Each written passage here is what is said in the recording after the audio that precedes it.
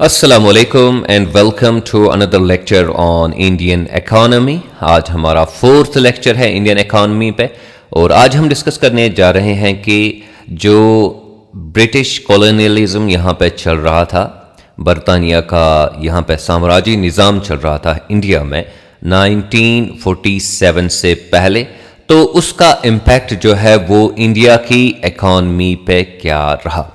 और इसमें एक्चुअली हम एक दो लेक्चर्स डिलीवर करने जा रहे हैं। पहला लेक्चर आज है और इसमें हम ये देखेंगे कि जो हमारे पास अवेलेबल स्टैटिस्टिक्स हैं वो हमें क्या बताते हैं, यानी कि जो डेटा आपके पास अवेलेबल है तो वो हमें क्या बताता है।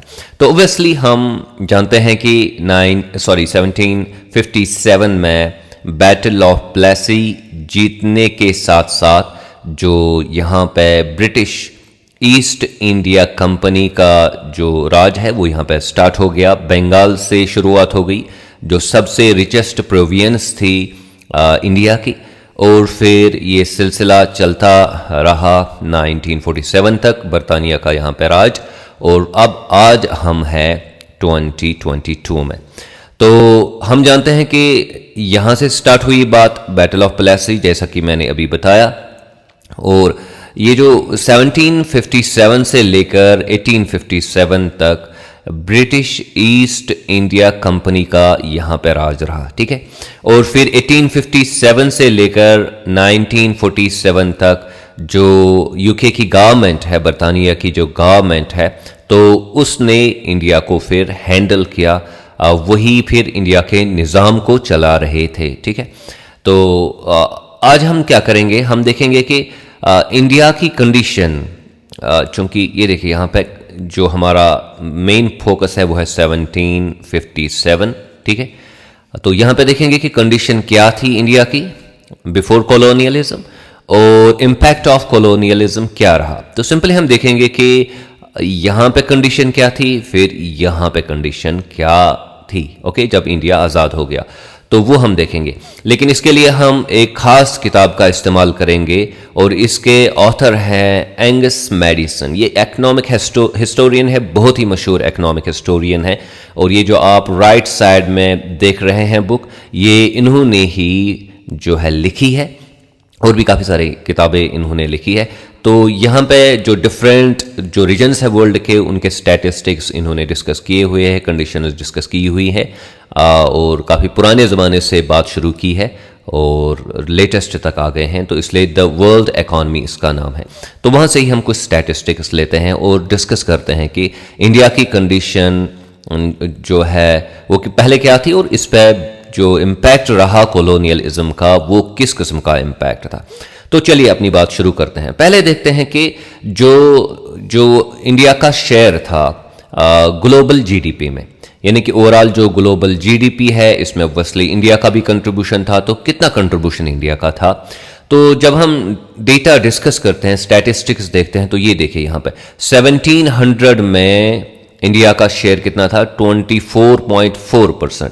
और ये जो चीज़ ये डिस्कस कर रहे हैं ये पेज 263 पे डिस्कस कर रहे हैं, तो आप खुद भी ये बुक जो है देख सकते हैं। एनीवेज, तो इंडिया का शेयर कितना था, 24.4%, यानी कि जो दुनिया में चीज़ें बन रही थी, अगर 100 रुपया की डॉलर्स की चीज़ें बन रही थी तो उसमें तकरीबन $25 जो थे वो इंडिया में प्रोड्यूस हो रहे थे। तो इतनी बड़ी इकॉनमी इंडिया थी कब, 1700 में। तो हमेशा इंडिया एक बाकी मुल्कों के मुकाबले में गरीब नहीं थी एक रियासत, ये बहुत ही अमीर रियासत थी, ठीक है। तो अब हम आते हैं 1950 पे। तो ये 1950 है और जाहिर सी बात है बीच में क्या था, बीच में था कॉलोनियलिज्म जिसको मैनेज कर रहा था बरतानिया, तो यूके वाले इसको मैनेज कर रहे थे। तो देखिए अब क्या हो गया, हम 24 से आ गए कहाँ पे, 4.2% पे, यानी कि ड्रास्टिकली जो इंडिया का शेयर है वर्ल्ड जीडीपी में वो ड्रास्टिकली डिक्रीज हो गया फ्रॉम 24% टू 24.4 से लेकर 4.2% तक। तो बहुत ही बड़ा चेंज है, और ये हम देख सकते हैं कि अगर इंडिया भी एक आज़ाद रियासत होती और उसी तरह ये भी थोड़ा अपनी पॉलिसीज़ को रिवाइज करती, जिस तरीके के वहाँ पे इंडस्ट्रियल रेवोल्यूशन वगैरह चल रहा था, तो यहाँ भी उसका असर पड़ता, तो फिर इंडिया का शेयर भी काफ़ी ज़्यादा होता, ठीक है, क्योंकि इंडिया तो पहले एक रिच कंट्री थी। अब देखिए उन दिनों 1700 में यूके का शेयर कितना था, 2.9%, समझो कि 3% था यूके का शेयर, और इंडिया का कितना था, 24.5%। और फिर ये कहाँ पे आ गया, ये 6.5% पे आ गया, यानी कि इसमें बहुत बड़ी तब्दीली आ गई, तकरीबन ये ट्वाइस जो है, 2 टाइम्स ये इंक्रीज हो गया। तो ये है difference between India and UK from 1700 to 1950, जहां तक वर्ल्ड शेयर, जीडीपी शेयर की बात है, ठीक है। अब हम आते हैं जीडीपी की कंडीशन, जीडीपी कितना था इंडिया में, और फिर बरतानिया का जीडीपी किस तरह इंक्रीज हो गया, और इंडिया का जीडीपी कितना इंक्रीज हो गया। तो 1757 जब जो है ईस्ट इंडिया कंपनी ने बंगाल का जो है कब्जा जमाया वहां पे, तो उस वक्त इंडिया का जो जीडीपी था वो कितना था, वो था 99,900 मिलियन डॉलर्स, ठीक है, 1990 जो इंटरनेशनल डॉलर्स का प्राइस है उसके हिसाब से। एनीवेज आप याद रखेंगे 99,900, समझो कि 1 लाख मिलियन डॉलर्स उस वक्त इंडिया का जीडीपी था। अब हम आते हैं 1947 पे, तो जीडीपी कितना बनता है, ये बन रहा है 2,55,000, ठीक है। और अगर आप यहाँ पे ग्रोथ देखेंगे, समझो कि अगर आप करेंगे, ये देखें, ये डिवाइडेड बाय ये करेंगे, ठीक है, यानी कि 2,55,852 डिवाइडेड बाय 99.900, ठीक है, तो वो कितना बनता है, वो बनता है 2.56, यानी कि ये बड़ा है इससे कितना, 2.56 टाइम्स, ठीक है, यानी कि इंडिया को जो जीडीपी है वो ट्वाइस इंक्रीज होगा, 2.56 टाइम्स जो है वो इंक्रीज हो गया।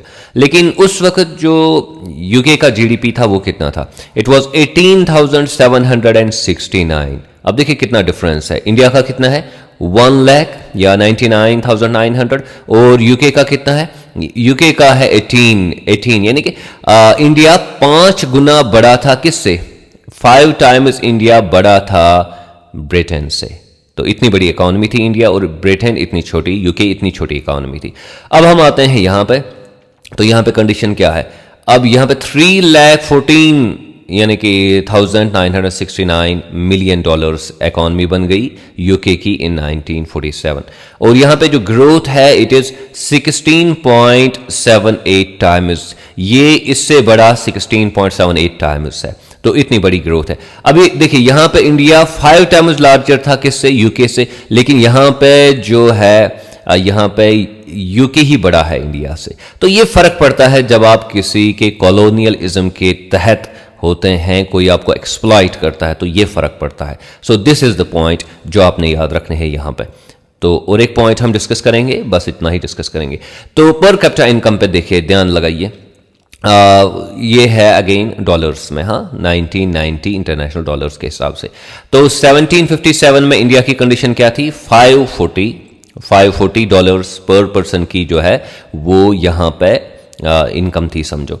और फिर हम देखिए हम 190 साल का सफर तय कर रहे हैं, ठीक है, 190 साल के बाद अब पोजीशन क्या है 618, यानी कि इसमें तो बिल्कुल बहुत ही कम तब्दीली आ गई। ये जो है अगर आप करेंगे 618 डिवाइड बाय 540 तो ये बनता है 1.14, ठीक है, कोई बड़ी तब्दीली, ये 1.14 की तब्दीली यहां पे आ गई है, ठीक है। अब हम बरतानिया का देखेंगे, तो अगर आप करेंगे 6361 और 1424, तो अब आप देख सकते हैं तब्दीली कितनी है, इट इज़ 4.46, तो 4.46 टाइम्स जो है ये बड़ा है इससे। तो बहुत ग्रोथ हुई कहाँ पे, पर कैपिटा इनकम में ग्रोथ हुई बरतानिया में यहाँ के मुकाबले में। अब देखिए इन दो के दरमियान डिफरेंस तो बिल्कुल है, लेकिन उतना ज़्यादा डिफरेंस भी नहीं है, तकरीबन समझो कि 900 यूनिट्स तकरीबन का डिफरेंस है, ठीक है। लेकिन यहाँ पे अगर आप देखेंगे डिफरेंस कितना बड़ा है, यहाँ पे तो बहुत ही बड़ा डिफरेंस है, ये थाउजेंड्स में अभी चला गया है। तो अगर आप करेंगे 6361 माइनस करेंगे 618, तो 11 से 8 निकालिए तो 3 बनेगा, 5 से 1 निकालिएगा तो 4 बनेगा, और यहाँ पे जो है 13 से 6 और 7 बनेगा, और ये 5,743 डॉलर्स अब इनका ज़्यादा है जीडीपी इंडिया से, ठीक है। पहले डिफरेंस कितना था? पहले डिफरेंस था 1424 में से 540 निकालिए तो कितना बन गया? 4 बन गया, 4 यहाँ पे, ओके, तो ये 4 बन गया 4, और 12 में से 4 निकालिए तो 12 में से 4 तो 8, और फिर यहाँ पे 3 बनता है, 13 में से 5 तो 8, 884 का डिफरेंस था पहले। अब डिफरेंस कितना है? अब डिफरेंस है 1947 में 5743। तो ये डिफरेंस बढ़ता गया इंडिया और जो ब्रिटेन यूके है उनके दरमियान। तो इसे हमें पता चलता है कि जो कॉलोनियलिज्म का इम्पैक्ट है वो किस किस्म का था ऑन इंडियन इकॉनमी, जो हमें डेटा बताता है, और ये हमने एंगस मेडिसन का डेटा आज के इस लेक्चर के लिए यूटिलाइज किया।